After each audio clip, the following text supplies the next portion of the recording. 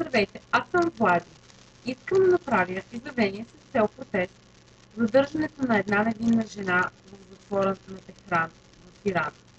Тя се казва Хенгаме Шахиди и е 36 годишна самотна майка на малко момиченце.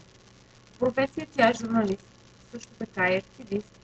Единството, за което се стреми, е свобода и справедливост и защитаване на женските права.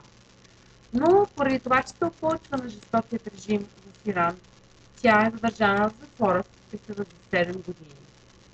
В момента също така страда от сърдечна недостатъчност и поради това, че не са осигурени необходимите лекарства, състоянието й се влошава с всеки изминал ден.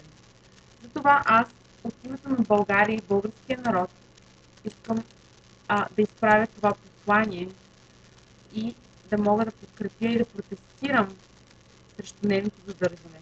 Надявам се всички вие, които ме чувате и ме гледате в момента да направите същото, за да можем заедно да се обединим и да помогнем на тази невинна жена, Хенгаме Шахиди, да бъде освободена от затвора.